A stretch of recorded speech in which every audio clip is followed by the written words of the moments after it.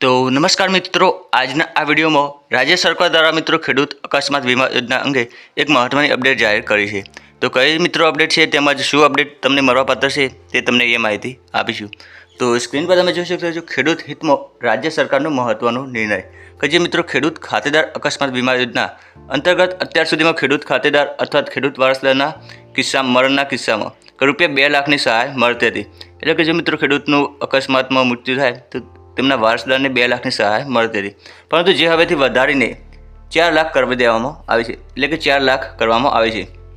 આ યોજનાની વધુ જાણકારી તમે તમારા ગામના ગામ સેવક, તાલુકાના અધિકારી તેમજ જે ખેતીના અધિકારીઓ હતી તેમજ મદદનીશ ખેતી નિયામક કચેરી, જિલ્લા ખેતીવાડી અધિકારીની કચેરીનો સંપર્ક કરી શકો છો। તો મિત્રો આગળ વાત કરીએ કે ગુજરાત સરકારની કે જે ખાતેદાર ખેડૂત આકસ્મિક મૃત્યુ કાયમી અપંગતા સહાય યોજના કે જે મિત્રો તમારો અકસ્માતમાં જે કોઈ ખાતેદાર ખેડૂત હોય અને અકસ્માતમાં મૃત્યુ થાય કે કાયમી અપંગતા આવી જાય, મિત્રો અહીંયા કાયમી અપંગતા કે જે મૃત્યુ મિત્રો એવી વાત કરવામાં આવે છે કે અકસ્માત થાય અને તમે કોઈ પણ કામ કરી ન શકો એને કહેવાય કાયમી અપંગતા।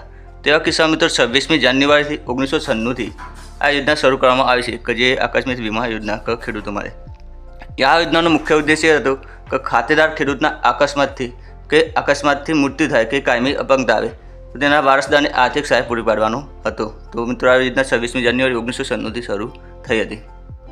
આગળની વાત જોઈએ તો મિત્રો એના મુખ્ય મુદ્દાઓ કયા છે? તો મિત્રો આ 100% રાજ્ય સરકારની દ્વારા સંચાલિત છે।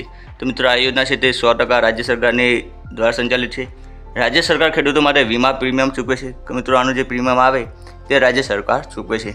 1/4/2008થી ગુજરાત સામૂહિક જૂથ કે જેની જનતા અકસ્માત વીમા યોજના હેઠળ અમલમાં મૂકવામાં આવે છે અને 1/4/2012થી ખાતેદાર ખેડૂત ઉપરાંત કે જે મિત્રો ખાતેદાર ખેડૂત કહેવાય છે તેના ઉપરાંત પ્રથમ હયાત વારસદાર કે જેનો ખેડૂતનો પ્રથમ વારસદાર હયાત પુત્ર હોય કે એની પુત્રી હોય તેનો પણ સમાવેશ કરવામાં આવ્યો છે। આગળ વાત કરીએ કે લાભ મેળવવાની શરતો કઈ છે? તો મૃતક અપંગ કે જે મિત્રો મૃતક કહેવાય કે અપંગ ખેડૂતના નામે જમીન હોવી જોઈએ કે જે મિત્રો ખેડૂત હોય એના નામે જમીન હોવી જોઈએ કે જેનું મૃત્યુ થયું હોય અથવા તે અપંગ થયો અકસ્માતમાં। ત્યારબાદ મૃત્યુ અથવા અપંગતાના અકસ્માતથી થયેલ હોવી જોઈએ કે મિત્રો મૃત્યુ અથવા અપંગતા કે જે અકસ્માતથી થયેલ હોવી જોઈએ। દાખલા તરીકે કુદરતી મૃત્યુ થઈ હોય અથવા તેને આપઘાત કર્યો હોય તેને મિત્રો ગણવામાં આવશે નહીં। તો કુદરતી મૃત્યુ અને આપઘાત એને મિત્રો માન્ય ગણાશે નહીં, પરંતુ દાખલા તરીકે અકસ્માતે થયેલું હોય તેનું મૃત્યુ કે અપંગતા આવી હોય તો મિત્રો માન્ય ગણવામાં આવશે। ત્યારબાદ વાત કરીએ કે વારસદાર, મિત્રો એ તમે જોઈ શકતા છો વારસદાર મૃતક ખેડૂતનો પ્રથમ હયાત વારસદાર કે જે પુત્ર કે પુત્રી હોવું જોઈએ। જે મિત્રો ખેડૂત મૃત્યુ પામ્યો હોય તેનો પ્રથમ હયાત વારસદાર કે જેનો પુત્ર હોય અથવા તેની પુત્રી હોવી જોઈએ। એ વાત કરી।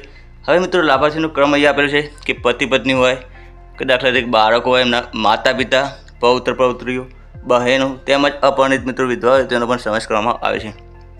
મિત્રો લાભ મેળવવાની પ્રક્રિયાની વાત કરીએ કે જે તમે સ્ક્રીન પર જોઈ શકતા છો લાભ મેળવવાની પ્રક્રિયા છે તે છે કે મૃત્યુ અથવા અપંગતા બાદ મિત્રો 90 દિવસની અંદર કે જે મિત્રો મૃત્યુ થયું અથવા તેમની અપંગતા આવી હોય અકસ્માતના લીધે તો 90 દિવસની અંદર 90 દિવસ આવેલા છે તો 90 દિવસની અંદર જિલ્લા ખેતીવાડી અધિકારીને અરજી કરવાની રહેશે। તો મિત્રો અરજી ક્યાં કરવાની કે જિલ્લા ખેતીવાડી અધિકારીને અરજી કરવાની રહેશે।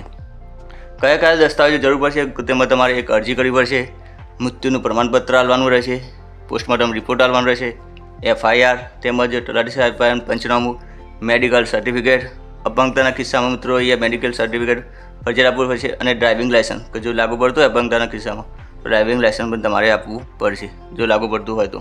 મિત્રો અહીંયા વર્ષ 2012-13 સુધીમાં અત્યારે મિત્રો જોઈ શકો છો 15,237 જેટલી દાવાઓ અરજીઓ મંજૂર કરવામાં છે, જેમાં મિત્રો 13,000 લાખ જેટલા સહાય ચૂકવવામાં આવે છે એ જોઈ શકતા છો તમે। તો એટલી જેટલી સહાય ચૂકવવામાં આવી છે। તો મિત્રો આ વાત કરી એ પ્રમાણે મિત્રો પહેલાં 2 લાખની સહાય મળતી હતી તે વધારીને હવે 4 લાખ કરી દેવામાં આવેલી છે, જેની તમને વાત કરી। આ મિત્રો માહિતી વધારે માટે તમે તમારા ગામના ગામ સેવકને, તાલુકા વિસ્તારના અધિકારી કે જે ખેતીના હોય તેમને મદદનીશ તેમજ જિલ્લા કચેરી મિત્રો જે અધિકારી હોય ખેતીવાડીના તેનો પણ તમે સંપર્ક કરી શકો છો અને વધારે માહિતી મેળવી શકો છો।